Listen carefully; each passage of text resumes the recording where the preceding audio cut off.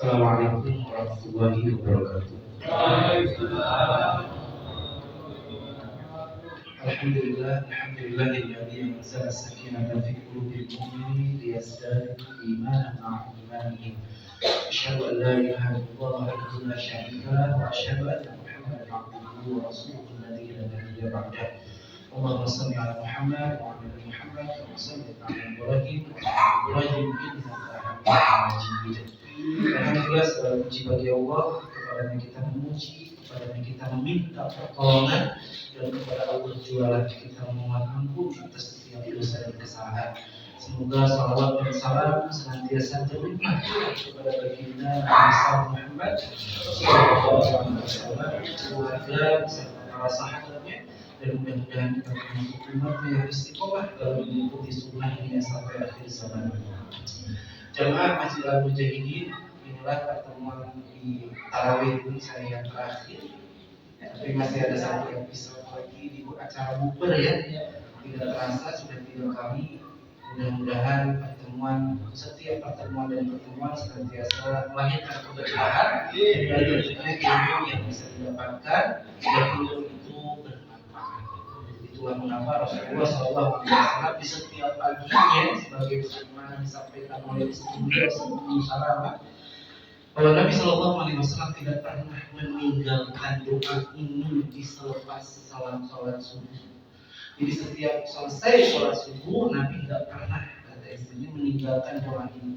Allahumma inni as'aluka ilman nafi'an wa rizqan thayyiban wa amalan mutaqabbalan.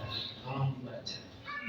Setiap hari, setiap pagi Rasulullah yang diminta pertama kali adalah ilmu yang bermanfaat. Apa yang dimaksud ilmu yang bermanfaat? Ilmu yang menjadikan si pemilik ilmu tersebut lebih dekat dengan Allah.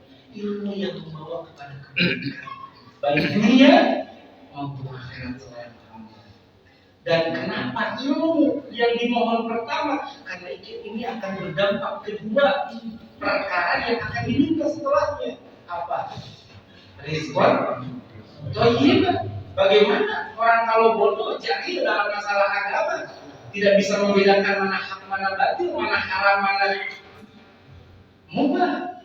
Kalau tidak punya ilmu, maka dampak daripada ilmu yang bermanfaat akan memilih seorang hamba untuk mencari rezeki kita yang baik-baik saja. Demikian juga dengan amalan-amalan yang diterima mustahil. Orang itu diterima amalnya kalau tanpa ilmu. Ini juga sebetulnya satu isyarat.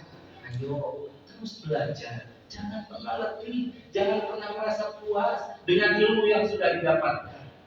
Apalagi ngandelin dulu guru pelajaran agama SD, SMP, SMA. Guru agama masuk sebulan satu pertemuan seminggu 2 jam. Guru PAI. Sebulan berarti berapa? 8 jam. Belum dipotong misalkan dia sakit sebulan. Terus kita sudah merasa ilmu agama kita cukup. Amalan yang diterima salah satunya adalah amalan yang didasarkan pada ilmu, bukan karena ikut-ikutan. So evaluasi. Jangan-jangan saya dari Bali semenjak sudah ditetapkan baik dan buruknya satu amal, saya ibadah sholat, ibadah puasa dan yang lainnya yang hanya sekedar kebiasaan saja. Maka belajar. Nah ini salah satunya hikmahnya. Memang tidak ada perintahnya untuk istilahnya ada kultum kuliah terserah antum atau kutil kuliah ilmu, tapi panitia memberikan satu wasilah, satu perantara. Mumpung di Ramadan keadaan pada berkumpul, maka diadakanlah kultum kuliah terserah antum. Dan kalau di hari-hari biasa Pak, saya tahu di sini kalau subuh makannya malas yang datang cuma 10 ekor gitu ya Pak. Paling banyak 15 ekor, padahal ditambah yang mau masjid Allah iman amanah billahi wal yawmil akhir. Tidak mungkin kalau bukan karena keimanan, karena hanya orang-orang yang beriman yang mau memakmurkan masjid-masjid. Siapa lagi pada lingkungan sini kalau bukan kita yang memakmurkan masjid? Maka mudah-mudahan nanti setelah syawal itu peningkatan. Nanti pas dibuka lagi pengajian sebutnya ya, sudah hadir. Jadi membaca teh ada lihat tadi. Jadi akhirnya saya udah milih jadi OTW umroh ya. Sampai 3 kali pertemuan kan. Padahal saya bimbing dulu serahin sama beliau sama Babe musim dingin ya. Nah nanti ada sesuatu jadi promo ya. Jemaah, dengan ilmu seseorang akan istiqomah dalam melakukan satu amalan ibadah. Ada orang-orang yang hingga detik ini mereka tidak pernah meninggalkan doa zikir pagi hari, zikir sore hari. Bahkan sayyidul istighfar dia baca. Kenapa mereka istiqomah? Karena tahu fadilah, karena tahu ilmunya. Maka di antara penyebab seseorang itu bisa istiqomah dalam melakukan ibadah, melakukan ketaatan kepada Allah, karena ilmu kan. Orang akan seenaknya melakukan ibadah, lagi rame, lagi dagang. Kenapa? Karena dia nggak tahu ilmu di situ. Kenapa ada orang-orang yang sampai detik ini bertahan di saf-saf di masjid di waktu malam di bulan Ramadan? Karena dia tahu ilmu, dia tahu fadilah bahwa sholat sampai selesai bersama imam itu kutibalahu qiyamul lail. Allah catat sholat semalam suntuk. Makanya ada orang-orang yang menyempatkan jam 4 kerja terburu-buru baik macam ini sampai ke rumah. Karena apa? Ingin sholat berjamaah, sholat malam sampai witir bersama imam. Ini nggak berani meninggal. Walaupun sekarang udah 8:30 lebih 10 kayaknya. Dia kan 8:30 lebih 10. Karena dia nggak mau kehilangan pahala sholat semalam suntuk. Karena kalau pulang nggak nilai. Karena habis itu kan malam iman kata ya sampai selesai. Kutibalahu qiyamul. Aku kok perihun di hari-hari biasa dan boro-boro sholat malam sampai semalam suntuknya. Di bulan Ramadan tarawih saya dibaca itu biasa satu halaman dibagi 2. Ya, tapi di sini nggak sampai. Ini mah di ngomong. Ngerasa berat. Walau tahun sebelumnya saya satu halaman. Jadi kemarin itu terakhir sampai juz kedua pertengahan. Yang tapi sekarang mah kayaknya udah bersepuh kan sering bertambah ya. Imam yang terbaik itu imam yang memahami makmumnya itu ya. Kalau dilihat udah pada sepuh, jenggot udah pada putih mah. Udahlah saya setengah halaman gitu kan. Tapi kan yang penting bahagia, sakinah, tenang itu yang dicari bukan. Saya yang 23 tapi tidak harus. Ini mau pengen 11 tapi pengen cepat. Ini 23 itu kalau gitu. Diajak 11. Betul tuh. Besok nanti. Ayah kenapa pulang? Imamnya tuh ajak dilarang gitu kan. Tapi enggak di sini. Nah, jemaah, tidak ada satupun ibadah yang kita lakukan terutama di bulan Ramadan, entah itu puasanya ataupun qiyam Ramadannya, tidak ada upaya dari Allah untuk kita sebagai tazkiyatun nufus, pembersihan hati, penyucian jiwa agar kita terbebas dari segala dosa. Fa'alhamaha fujuraha wa taqwaha. Allah ilhamkan kepada kamu sifat fujur, sifat takwa. Maka sebaik-baik manusia pasti ada dorongan buruk, Pak. Seburuk-buruk manusia pasti ada dorongan baik. Kenapa? Karena manusia di antara dua benar selamanya bukan malaikat, salah selamanya bukan syaitan. Maka kata Nabi SAW, hal yang mustahil demi Allah. Nabi SAW yang bersabda, kullu bani Adam khata. Setiap manusia itu pasti terlibat perbuatan salah. Tapi wa khairu khata'ina at-tawwabin. Sebaik-baik mereka yang bersalah itu adalah yang segera bertaubat.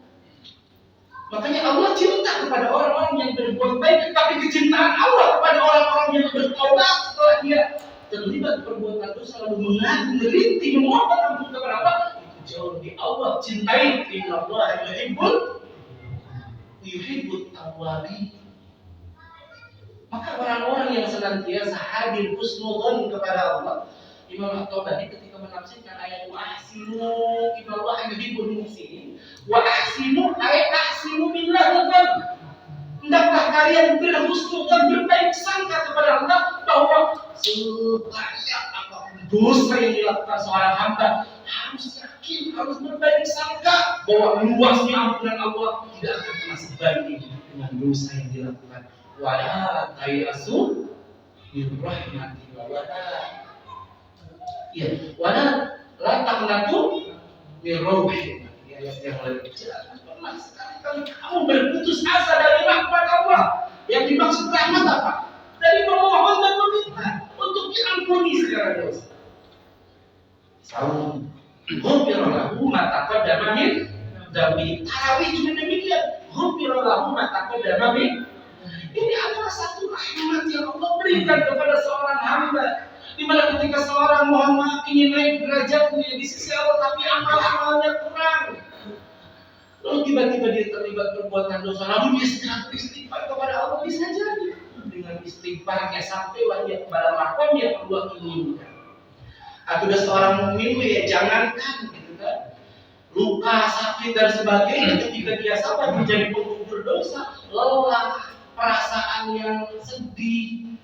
Gitu kan dalam hadis Bukhari Nabi Sallallahu Alaihi Wasallam menyebutkan min muslim, ma yusabul muslim min nasabin, wala wasabin, wala amin, wala husnin, wala ada, wala khamin, hatta syawat hatta yusabu ila kata Allah bihal betul. Tidaklah menimpa seorang mukmin bahwa nasabin. Kita pasti kadang lelah, mikirin keluarga, nyari nafkah, mikirin pekerjaan. Kemudian wasabin, penyakit dengan berbagai jenisnya. Wala hamil, sesuatu yang belum terjadi karena kita khawatir dan itu kadang nyesek ke dada. Nyeseknya pun di sini. Kemudian wala husnin, kadang kita juga sedih dengan sesuatu yang telah terjadi. Entah itu dikhianati, disakiti, difitnah oleh orang-orang yang terdekat dengan kita, tetangga dan sebagainya. Walau ada dengan gangguan, entah itu gangguan dari teman, keluarga, saudara, atau bahkan binatang sekalipun. Walau khamin, kesusahan, susah mau bayar utang, susah mau bayar sekolah, susah mau apa-apa, susah, kesusahan, bahkan hatta tertusuk duri sekalipun akan menjadi penyebab Allah menghapuskan dosa dan dosa kesalahan. Maka nikmati setiap episode hidupnya Allah pertemukan dengan kita. Baik dan buruknya Allah tahu pasti yang terbaik buat hambanya. Bisa jadi ada dosa-dosa yang tidak terkejar oleh sholat kita, oleh taubat kita, oleh istighfar kita. Kalau Allah berikan sedikit ujian yang dengan sabarnya Allah hapuskan dosa-dosa kita. Mudah-mudahan Ramadan dengan segala amaliyahnya, dan saya minta pertahankan salat malam sampai selesai kalau bisa.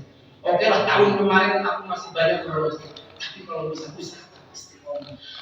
Innal ladzina qalu rabbuna Allahu tsumma istaqamu. Sesungguhnya orang-orang yang istiqomah.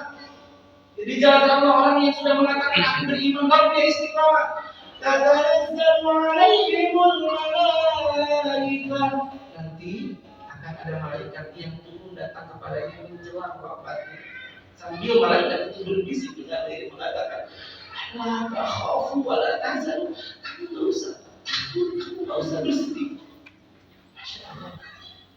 Di saat detik-detik perpisahannya dengan dunia, bagi orang-orang yang istiqomah sampai akhir hayatnya di atas ketaatan, maka tidak ada kecuali malaikat yang nanti datang kepadanya berkata dengan diri, kamu tak usah. Ini menunjukkan perkara kematian, sesuatu yang menggetarkan jiwa, sesuatu yang dikhawatirkan oleh setiap hamba. Orang-orang yang istiqomah dikatakan dengan diri, kamu tak usah. Bahkan tidak sampai di situ bagi orang yang istiqomah. Wa absyiru bil jannatil lati untuk Tuhan. Dan berilah kabar gembira bagi mereka yang istiqomah hingga detik ini, sampai akhir hayatnya, sampai menjelang wafatnya, bahwa surga yang dulu pernah kami janjikan untuk mereka. Mudah-mudahan kapan Allah mewafatkan kita, wafatkan kita dalam keadaan baik dan kita golongkan sebagai ahli syurga. Amin. Amin ya Allah ya Rabbal alamin. Wa bihadza wa sallallahu alaihi wa sallam. Assalamualaikum warahmatullahi wabarakatuh. Waalaikumsalam.